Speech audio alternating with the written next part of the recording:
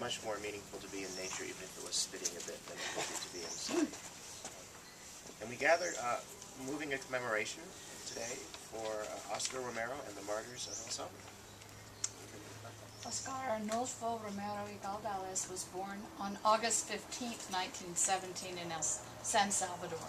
At the age of 12, he was apprenticed to a carpenter, but was later able to attend seminary.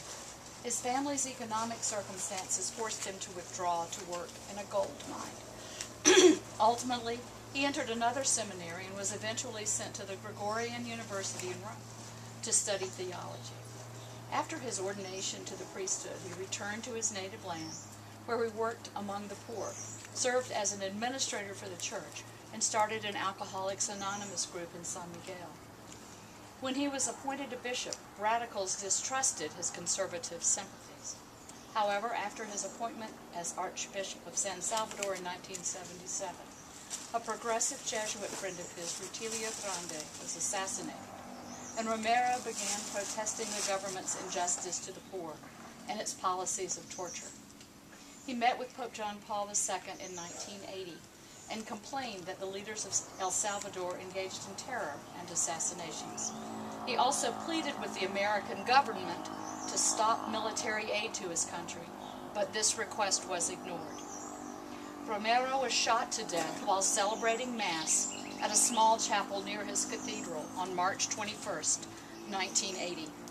The previous day, he preached a sermon calling on soldiers to disobey orders that violated human rights. He had said, "A bishop will die, but the Church of God, which is the people, will never perish." The Roman Catholic Church declared him a servant of God, and he is honored as a martyr by many Christian denominations worldwide. Almost 9 months after Romero's assassination, 4 women religious workers were killed in the course of their duties by El Salvadoran armies. They are Maryknoll's sisters Mara Clark, M.M., Ita Ford, M.M., Ursuline's sister Dorothy Kazel, OSU, and a lay missioner, Jean Donovan. Later, on November 16, 1989, 6 Jesuit scholars and priests, Ignacio Elacuria, S.J., Ignacio Martin Barro, S.J., Segundo Montes, S.J., Juan Ramon Moreno, S.J., Joaquin Lopez y Lopez, S.J., Armando Lopez, S.J., were killed, along with their housekeeper, Elba Ramos, and her 15-year-old daughter, Selena Ramos. They were killed by the Atatlan Battalion, an elite unit of the Salvadoran Army, which is a counterinsurgency battalion that had been created in 1980 at the U.S. Army School of the Americas, then located in Panama. Then one of the elders addressed me, saying, "Who are these, robed in white, and where have they come from?" I said to him, "Sir, you are the one that knows." Then he said to me, "These are they who have come out of the great ordeal. They have washed their robes and made them white in the blood of the Lamb. For this reason they are before the throne of God, and worship him day and night within his temple. And the one who is seated on the throne will shelter them.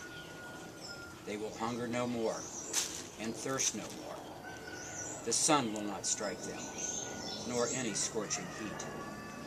For the Lamb at the center of the throne will be their shepherd, and he will guide them to springs of the water of life, and God will wipe away every tear from their eyes."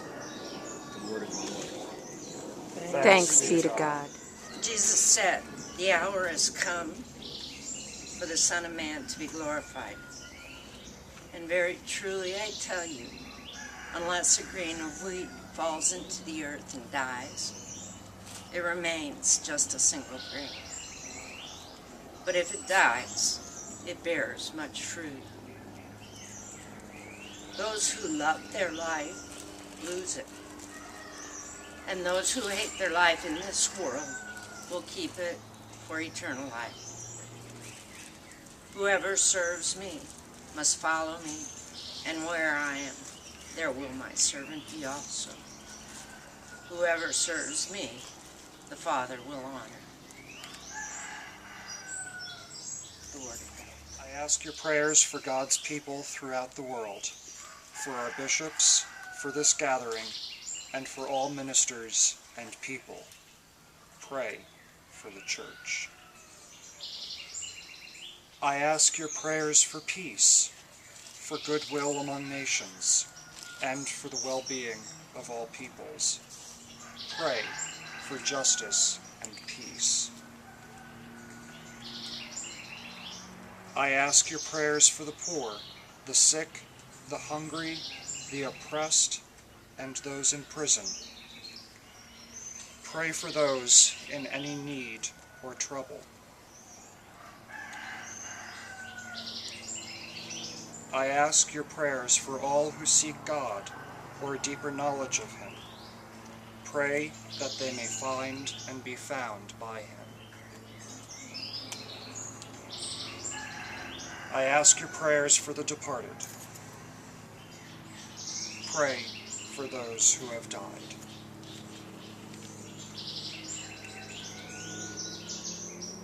At this point, members here present may offer prayers of thanksgiving or prayers of any type.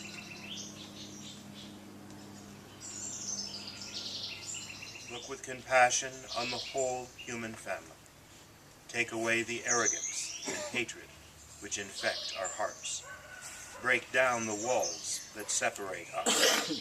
Unite us in bonds of love, and work through our struggle and confusion to accomplish your purposes on earth, that in your good time all nations and races may serve you in harmony around your heavenly throne. Through Jesus Christ, our Lord. Amen. Amen. Is it over? Boys. Chris, peace of the Lord. He's dear. Sister. Please. Would you stop this?